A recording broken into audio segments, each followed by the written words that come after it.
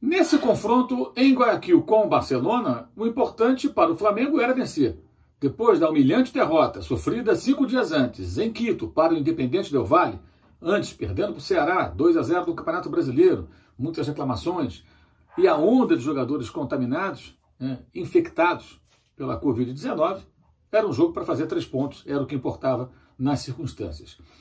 As estatísticas dessa partida você vai vendo aqui do meu lado, são os números do OneFootball. O aplicativo que você pode baixar, fazer o download, acessando o link que está aqui embaixo na descrição do vídeo. O OneFootball está inclusive de cara nova.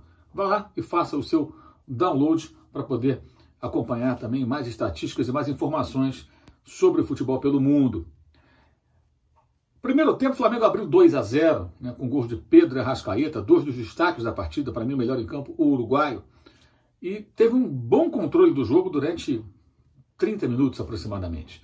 Na parte final da primeira etapa, o Barcelona conseguiu assustar, conseguiu criar algumas situações, conseguiu pressionar um pouco mais, como tentou nos minutos iniciais pressionar o Flamengo em seu campo, mas faltava qualidade, organização, é um time fraco. O Barcelona de Guayaquil é um time fraco.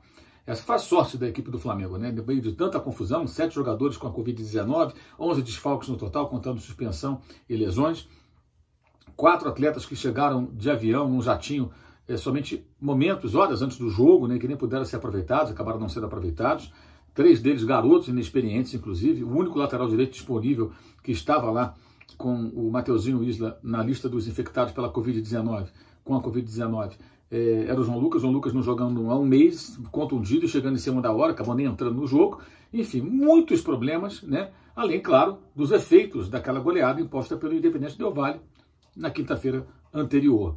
Então era um jogo para ganhar, era um jogo para fazer 3 pontos, ficar bem colocado na Libertadores, pavimentar o caminho da classificação e tentar juntar os cacos. Isso foi possível, isso acabou acontecendo. Com uma certa dramaticidade, apesar da fragilidade do time de Guayaquil, porque o Barcelona foi sendo modificado pelo técnico Fabián Bustos durante a partida, começou a empilhar atacantes e ainda assim no abafa tentou criar alguma coisa que deu um certo drama, um certo contorno dramático à reta final do jogo, o segundo tempo, porque logo no começo da partida, no recomeço após o intervalo, o Martínez conseguiu descontar para o Barcelona, que praticamente não finalizou a direção do gol do primeiro tempo, foi um chute só, e logo no reinício da partida, após os 15 minutos de intervalo, o Barcelona conseguiu descontar. E aí ficou aquela diferença de um gol, aquele receio, não conseguiu criar tanto, o time ficou muito desorganizado, o Barcelona, o Flamengo teve aí a capacidade de segurar a sua vantagem, mas sem ter a bola, sem poder jogar de forma tão organizada, porque começou a sentir o cansaço. Aí o Pedro saiu com câimbras, entrou o Lincoln muito mal no jogo, por sinal.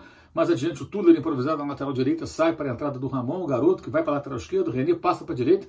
O técnico catalão, Domènec Torrent, teve que sair ali improvisando, remendando, fazendo o que era possível. É claro que algumas pessoas vão criticar o técnico mesmo assim, vão criticar a atuação, mas convenhamos, esse não era o jogo para esse tipo de avaliação. Como possivelmente o próximo jogo não será, porque é muito provável que ele não tenha esses jogadores, ou parte desses jogadores, 11 que desfalcaram a equipe, e talvez até mais alguns. Não sabemos se mais atletas irão acusar positivo em exames de Covid-19 nos próximos dias. Eles farão testes a cada 3 dias.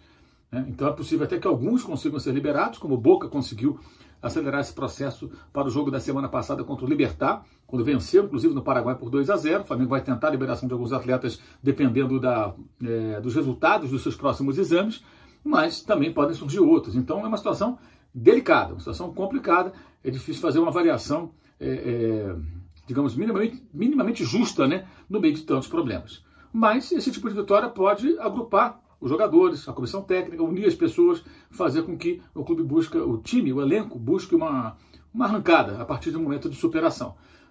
Mas se fosse o Barcelona, um time mais organizado, um time mais qualificado, muito provavelmente o Flamengo não sairia com a vitória. A fragilidade do adversário ajudou. Da mesma maneira que a força do adversário da semana passada, numa noite desastrosa na altitude, significou uma humilhante derrota por 5-0. O Flamengo volta, pelo menos, com as peças se encaixando minimamente depois de uma semana muito conturbada e de um resultado negativo histórico. Mas a classificação para a Libertadores ficou muito encaminhada.